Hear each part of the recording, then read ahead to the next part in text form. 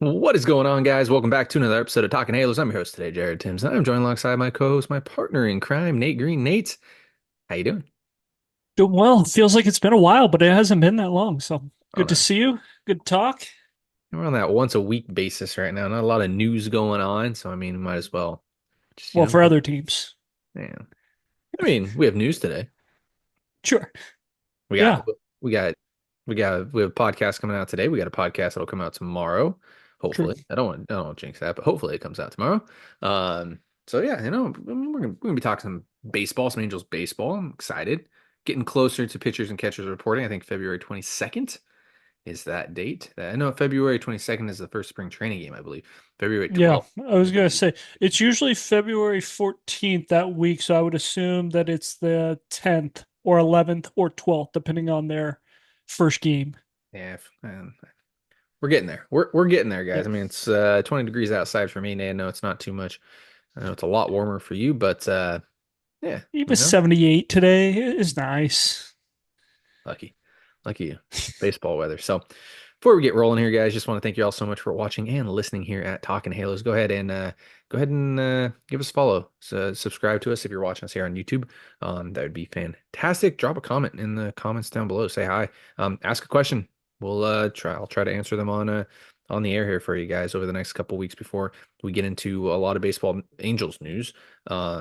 With spring training right around the corner, and I expect at least another signing or two to happen in the next couple of weeks. So, but yeah, go ahead subscribe if you have not already. Go ahead and shoot us follow on all our social medias, X, Instagram, and Facebook. You can follow myself on X at Jared_Timms, Nate at Nate Green 34. Guys, give us 1 second to pay the bills. All right, Nate, you have no idea what we're talking about. You have some None. feel. You know what we're talking. You know a little bit about what we're talking about. Well, I You're could like guess one thing. 1 for 3. You'll be 1 for 3 on what we're talking about. Okay. Um, but yeah, I mean, we got some Angels news today, a little minor league news, but Angels news nonetheless. Angels sign former All-Star Tim Anderson, somebody that I think we both kind of wanted for quite some time. At At least least I have. last year. Yeah, at least Last I year for have. sure. I've always wanted, Tim Anderson. I thought he was a would have been a nice piece before the downfall there in Miami and at the end of his time there in Chicago. So yeah, minor league deal. Nothing beats a minor league deal, especially for a former All-Star, which is pretty good to see on that side of stuff. Who'd you rather have had? Side question here. Who'd you rather had on a major league deal, Tim Anderson or Kyle Hendricks? On a major league deal, Yeah, I'd rather have Tim Anderson. on a major I league think game. the Angels have, yeah, I think the Angels have a lot of depth in the starting rotation. And I think there's a lot of pieces that could slot in and do a job. Like Dana could slot in for Hendricks, Detmers, there's a bunch of guys where right now, like technically on the 40 man, like we're running Rengifo or Rendon. Actually, on the 40 man right now, that's who we're running out there because Neto is hurt. So yeah, I would rather take Tim Anderson. All right, all right. Well, Angels got him on a minor league deal, so Nate, you Yeah. shouldn't be negative, Nate, at the moment. I will see how the next two topics go, but I think I got your thoughts here on it. But you want to give your initial thoughts before I give mine? Sure. And of course, the comment section is going to lose their mind, say, "Oh, of course they love a minor league deal. They'll never be upset with a minor league deal." And it's hard to be upset on a minor league deal. Um, Couple things. One, coming from a place that has not really done a good job with making players better. Miami has been eh when signing guys and making them better. I know he struggled a little bit his last year in Chicago, but like there's a chance that Tim Anderson was 30 years old. He was willing to move to second base, wasn't the best shortstop, but was able to play shortstop, could play second, could play third. And it was like, hey, there's something here. And he goes to Miami where they just haven't really been able to figure out offense. So I'm a little bit intrigued by hey, getting him out of that really bad hitting environment, putting him in Anaheim where it's not crazy. It's not going to be so much better, but I think the coaching staff is going to be very good and going to give him the best opportunity to be the best version of himself at 31 years old. So it and of course, like this at least will push Anthony Rendon to being like, hey, I have to be average to make the like to actually get a start on opening day. I can't be I can't just show up to the yard and hit, get 2 hits in spring training and get the job. So I like that it adds more competition, and it also doesn't it also allows us not to rush Christian Moore. He could be ready, he could be amazing out of spring training and ready to go, but like at least this gives us a guy where it's like, hey, if Christian Moore doesn't look ready, it allows us to not have to start Anthony Rendon if Anthony Rendon's bad and Christian Moore's not quite ready. So I like that it brings some of that stuff, and then honestly, it brings some fire to this roster too. Like offensively, we don't really. Zach Neto's kind of the most swag guy on the team right now, and he's still a young guy.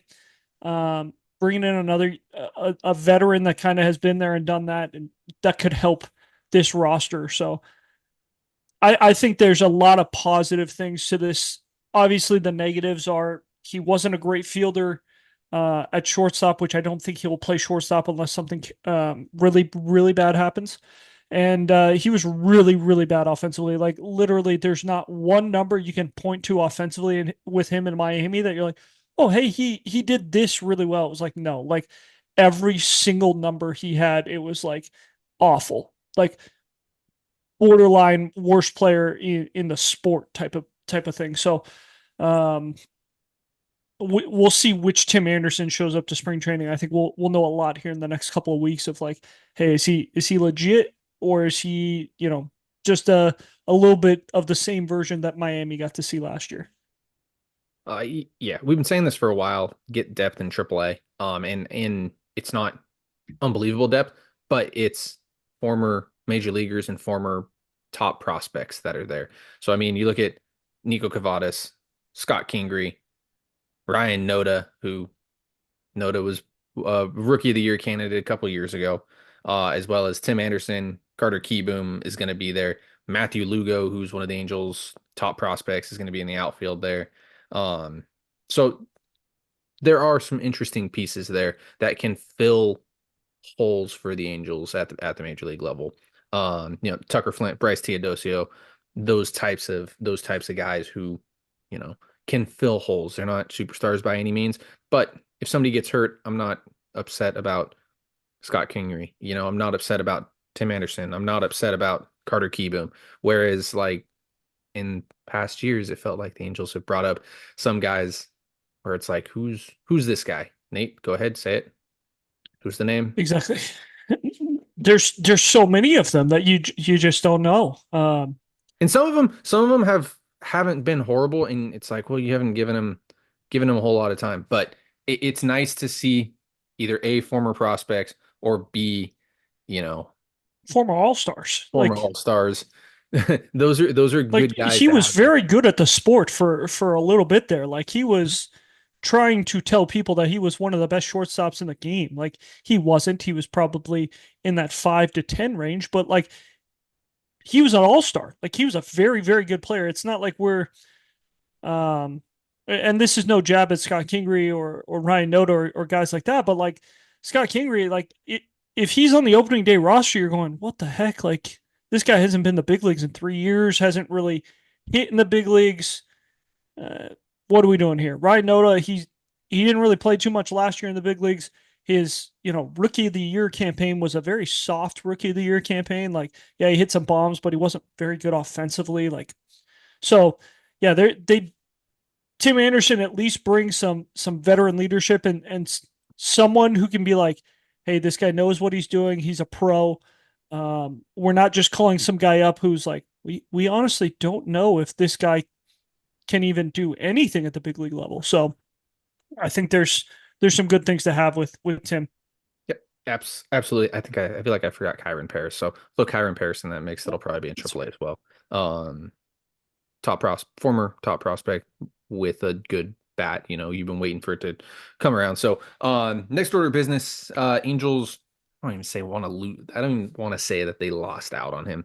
But Anthony Santander signed with Blue Jays. Blue Jays finally got a bigger contract. 5 for 90. I know the Angels were, I'm gonna air quote this for anybody listening, in on Anthony Santander. I don't necessarily believe that they were really in on Anthony Santander. I know we talked about it in the past, and Anthony Santander makes the Angels they have a better lineup with him in it. Now before Nate gets to it, didn't make a lot of sense. It really didn't. Angels in the outfield, not the movie, but the Angels in the outfield, there's plenty of them. You got to worry about where's Mike Trout going to play. Santander is not the best defensively. You have Jorge Soler, who's a DH that plays a little bit of outfield. That's kind of that role that I would imagine Santander being in, maybe not this year, but in future years, Year for sure. 3. Yeah. So yeah, Santander can play the outfield. You have Taylor Ward, you have Moniak, you got Adele. Your outfield's pretty full. So if the Angels were trading somebody, which I don't think they're going to trade anybody, it wouldn't shock me, but I just don't see them trading anybody in the outfield. It would have made a little bit more sense if they didn't sign Soler. It would have made a lot of sense. Or if they didn't trade for Soler, it would have made Yep. a lot of sense. But Santander, for me, didn't make a whole lot of sense, especially, and I said this on X, and I got blasted for it. He's very similar to Taylor Ward. Taylor Ward, maybe not as good of a hitter, probably isn't going to hit 40 jacks for you, but I mean, he's a better contact hitter for sure. He's not going to bat 240. And he's a better defender than Anthony Santander. He's at least competent in the outfield. Where Santander, it's like kind of like putting Horace Soler in the outfield. Maybe not that bad, but I mean, He's better than that. it's not good though by any means. So from a value standpoint, I'll take Taylor Ward at $8 million over Santander at 18 million. Is that probably about what it was? Yeah. Give or take. And there's the fun opt out, which could make it a 6-year deal and Yeah. could make it closer to $20 million. So like I'm glad that the Angels missed out. If you're going to say missed out, because he just doesn't make sense for this roster. If they were going to move Taylor Ward, then it's a completely different story.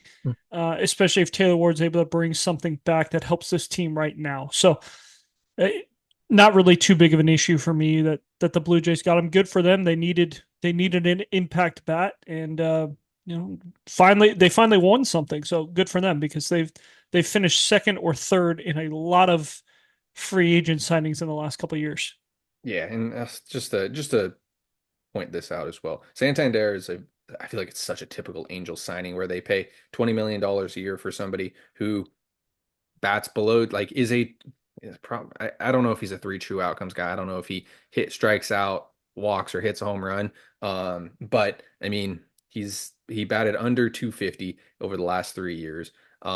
He is a big power guy, and for some strange reason, when the Angels get those types of guys, they just tend to not pan out. So $18 million a year over the next 5 years for Santander. Kind of glad the Angels didn't sign him. Does he make the Angels lineup better? Yes, I do, but I'm kind of, it was mixed feelings for me.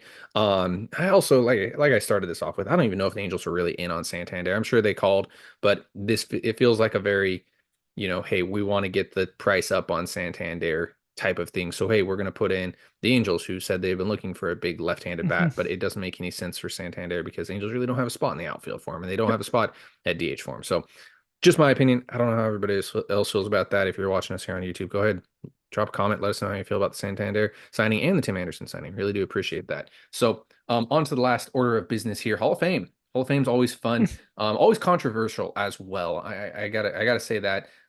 Before I talk about the Hall of Fame, opinions. My opinion is going to differ than Nate's, and it's going to Yep. differ than everybody else's. Yep. I really don't care, and you shouldn't really care about anybody else's opinion. I know everybody loves to. Okay, except for the one guy that didn't vote for Ichiro. Say that. Ichiro should have probably been unanimous. That's the only thing. There's no reason to leave that type of guy off your ballot this year. But I understand people leaving certain guys off ballots. Like I would have left CC off the ballot. I really would have. And for me, and because CC, Billy Wagner, and Ichiro all got elected into the Hall of Fame. But for me, that first ballot Hall of Famer means a lot. And I know it doesn't mean a lot to a lot of people, but like when you're talking about the Hall of Fame, there's Hall of Famers, and then there's like your first ballot Hall of Famers. And Ichiro, first ballot Hall of Famer. King Griffey Jr., Cal Ripken, those types of guys, first ballot Hall of Famers, like the absolute superstars of the world. I don't know if I necessarily view CC Sabathia as that superstar of the world. He was a very good pitcher for sure, but I think that there are plenty of pitchers that are better that deserve to be first ballot Hall of Famers over CC Sabathia. Now, not knocking him or anything, he should be a Hall of Famer, but in my opinion, Nate, I don't know how you feel about this, but I take a lot of pride in that first ballot, those first ballot guys. Like I assume Trout will be a first ballot Hall of Famer. I Mhm. I look around the major leagues right now.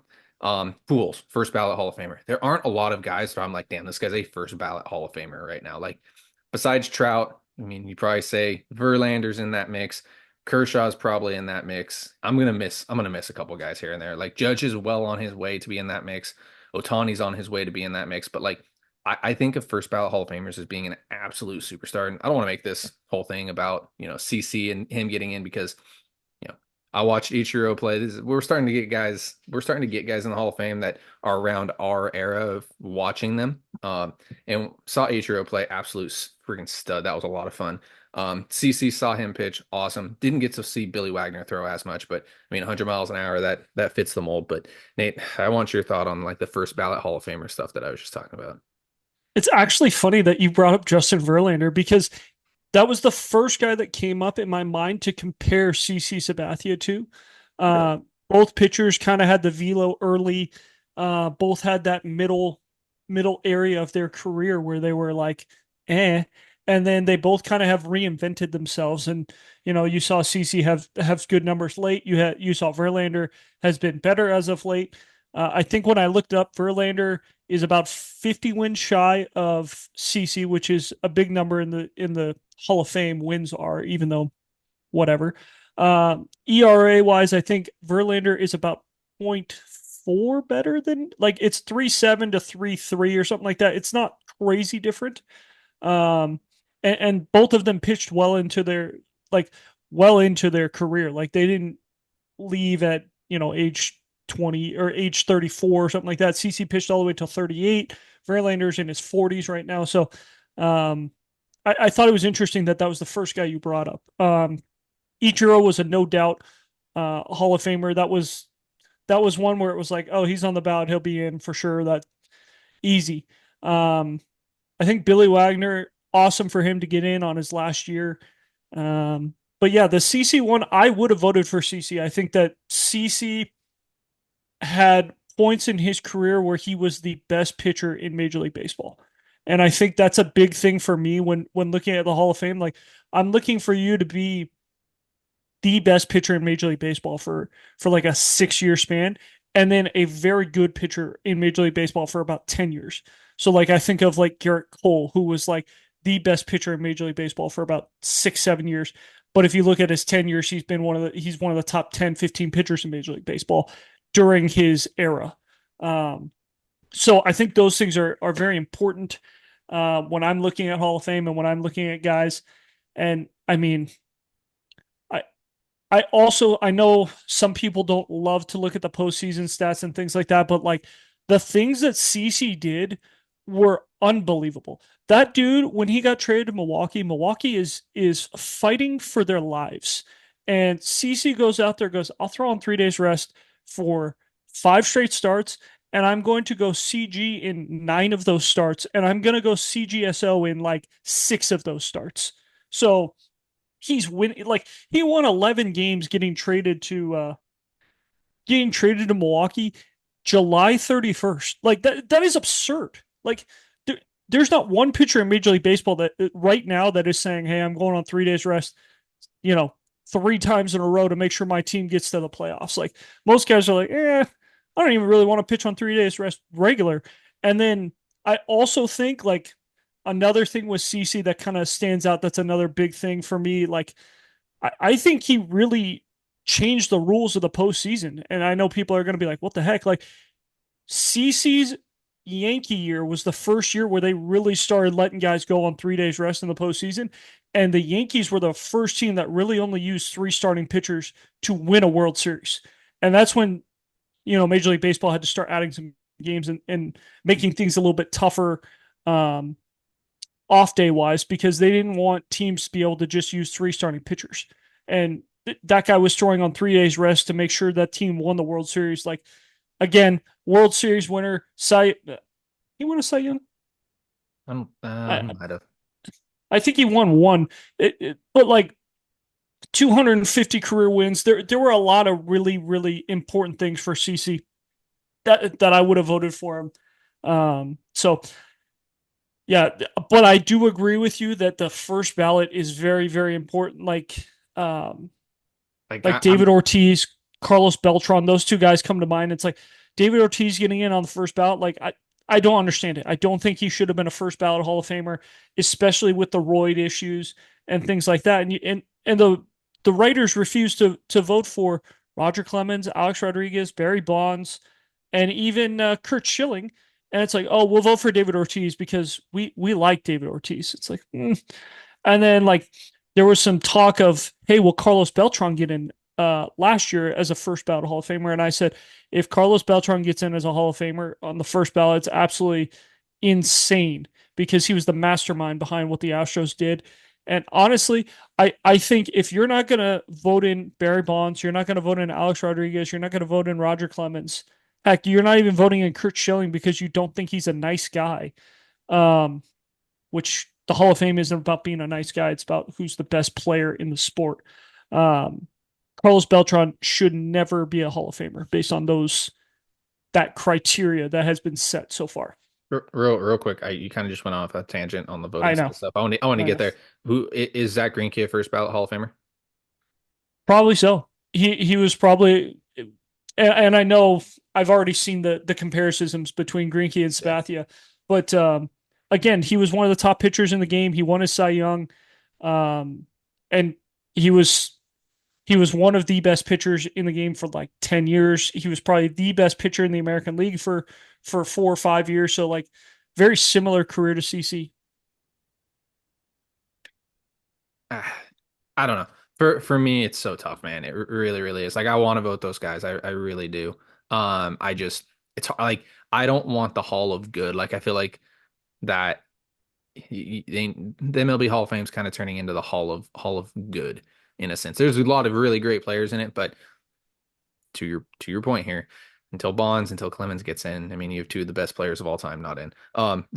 Besides the point. I don't want to get off on that. I don't want to do the politics. Same thing with Pete Rose. Don't want to get into that. Don't want to get into that politics. I that first ballot for me, like it just kind of holds a different place in my heart. Like I want the best of the best to be Hall of Famer, to be first ballot Hall of Famers. Like that's like your golden crown, and the rest of the guys, it's like, oh, well, I'm in the Hall of Fame. I was my first ballot. Like Billy Wagner getting in on the 10th ballot. Like you're in the Hall of Fame, but took you 10 votes and it probably shouldn't have. But and side note on that, Andrew Jones should be in the Hall of Fame as well. But I want to get on the voting. You kind of went off on a little bit of a tangent. There needs to be a change in voting. And I was talking to somebody about this today, just because any way you go here, there are people that are going to hold grudges on you, and kind of you bring up Kurt Schilling, and you bring up Bonds and A-Rod and those types of guys, but voting does need to kind of change a little bit because you have only writers voting right now, and writers tend to hold a grudge, and I'm sure some writers are gonna maybe watch this and be like, screw you. But writers tend to hold a grudge. Players, yes, they also tend to hold a grudge. Fans, 100% also tend to hold a grudge. But I think you need to incorporate, in a sense, kind of all three of those. Now, fans, you can kind of put like a 5% on, and then players and the baseball writers committee, you can 50-50 that up. But I do think that you need to do voting a little bit differently. And I know that sounds kind of weird, but I think that players need to be involved in the voting process to some degree because they are the play they played with each other, like not in that weird way, but they played against each other. They were teammates. They understand baseball a little bit more than writers. And how many times we have this argument that some writers are not baseball people. They don't understand baseball, and you're going to give people that don't understand baseball a vote for a Hall of Fame, for like the ultimate ticket. That's what you're handing over. Like for me, I thought that Russell Martin and Brian McCann, who I think were on the ballot this year, are Hall of Famers. I don't think they're first ballot Hall of Famers, so I wouldn't have voted for them this year. But I think those two are Hall of Famers. If you go look at their stats, they are two of the best two of the best catchers of all time in that, especially in that era as well, where catching was completely like it was starting to come up as like, hey, we're gonna do pitch frame, we're gonna do this and that. And they are two of the best catchers of all time. I'm not even gonna mince my words there by any means because those two are gonna be snubbed forever, and it sucks. Same thing with Andrew Jones. Like, so I think that voting needs to be a little bit different. I think you need to incorporate all three aspects of it. I think the fans should have the least bit of voting because that's kind of how that works. And then you divvy up the writers and the players. But I do think that writer or players need to have a huge say in who's going into the Hall of Fame. I mean, they started doing this during the regular year where they give players a chance to vote for player awards. You got to do it for the Hall of Fame at some point. So I don't know if it's a hot take or not, but I think that something needs to happen. Um, okay. You're gonna break this open real quick. I would not give fans a vote. I don't care It's at that 5%. fans are part of this. You No, incorporate zero per, you incorporate the fans. absolutely, That's the thing. no, absolutely 0%. That's fine. We've already seen what a joke some of these All-Star games have gotten to, where it's the entire Toronto Blue Jays starting infield. There's a guy hitting 212 starting at second base for the All-Star team because he plays for the Toronto Blue Jays, and the whole freaking country of Canada voted for him. It's like, Correct. no. That's why I said 5%. Um, That's why I said 5%, man. You I give the know, but fans that's a that's vote. Vote it still over. that's still way too much to put into to a guy who it's like, oh well, this guy had the same career as this guy, and player A has the same career as player B, but player A played in New York or LA or a big market where there are a lot of fans that really, or Philadelphia, and player B played in Kansas City, and nobody's voting for Kansas City because That's that's already just how that's it is. that's already happening though with the writers. Like Jeter is a good example. Like if you put Jeter in Kansas City, is he still Derek Jeter? Probably not. Well, Mariano I mean, Rivera. if You if put he's winning, Mariano Rivera. if he's winning World Series in Kansas City, yes. If he's winning all those World Series and being like the captain, yes. Um, no, and I totally understand that, but like I think writers and players put that stuff aside, right? Like fans will never put that aside of like, Writers oh don't hey, put it I aside. Writers hold a huge grudge. I mean, like if you have one right bad experience, no you have one bad writers experience as a will writer in the writers will clubhouse, you hold remember. grudges, absolutely, Mhm. but they will not sit there and be like, "Oh, I'm gonna vote for player A because he played in New York or Boston over voting for player B because West he played in that's Kansas City." that's West Coast thinking right there. Like if we were back in New York, we would be like Aaron It Judge first ballot all like we'd be saying all these things about it it these players. okay. So fans, absolutely not. No vote. I don't care. They don't. Some of these fans, we, we'll just leave it at that. No percentage votes for fans. Writers, they can continue to vote. Their votes need to be made public. Like it's absolutely ridiculous that you can have people hide and continue to run out ballots that like if you don't if if the public is seeing these votes and it's like if there's a guy out there that did not vote for anyone this year, or if there's a guy who maybe his only vote was CC, didn't like, I want to see the guy's ballot who didn't vote for Ichiro, like who was on his ballot that he was like, this guy is way better than Ichiro Suzuki. It's like, we need to have a little bit of checks and balances. If these guys are very bad at their job, they should not be able to vote for the Hall of Fame. Um, I think players, retired players, people in the Hall of Fame, they should get a vote. Um, Mhm. if you're in the Hall of Fame, you definitely Yep. should get a vote. That's what I meant by It, players, is Hall of Famers. yeah, yeah, you should definitely get a vote. Mhm.